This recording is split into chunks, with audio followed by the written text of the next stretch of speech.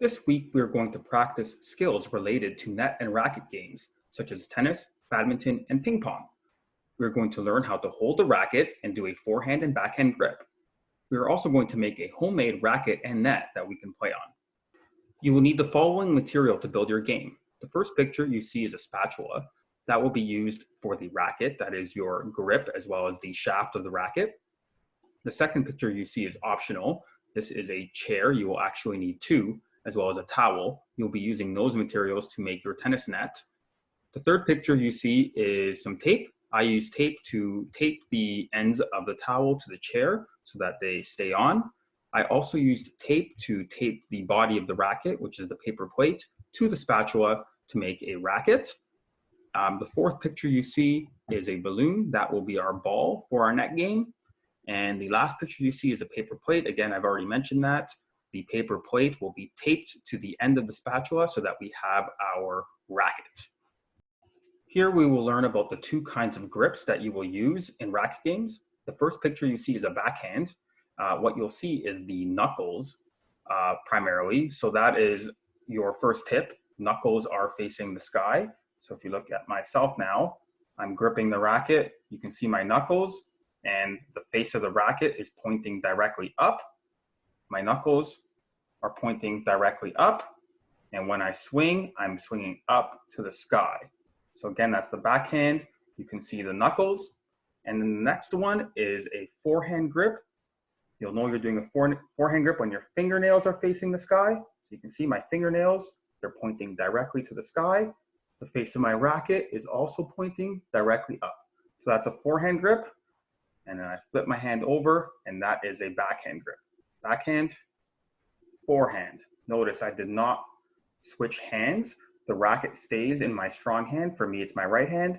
Could be your left hand. But again, fingernails pointing up to the sky. Racket face pointing up to the sky. If I want to switch to a backhand, great.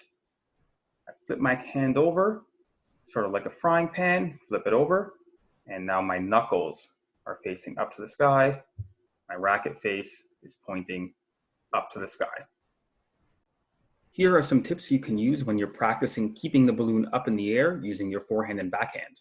First, try not to move as much as possible and stay in control. So you want to keep the balloon in one place. You want to be standing in one place. You don't want to be running around the room as much as possible. Second, keep your knees bent at all times and keep your feet shoulder width apart. So you want to be in a ready position. You want to be light on your feet. You want to have your knees bent so you're ready to spring up as you're hitting the ball into the air. A balloon is very light, so gentle taps is all the force you need when hitting the balloon up in the air. So you don't need to swing very hard. When you're watching me participate in these drills, you're going to see that I'm not moving the racket very much. I'm just gently tapping the balloon up into the air. And lastly, make sure the racket is facing the sky. You want the balloon to go up into the air. You don't want to hit it sideways. To make sure that happens, keep that face directly up to the sky. If you tilt it at all, the balloon is going to go away from you, and you want it to go above you.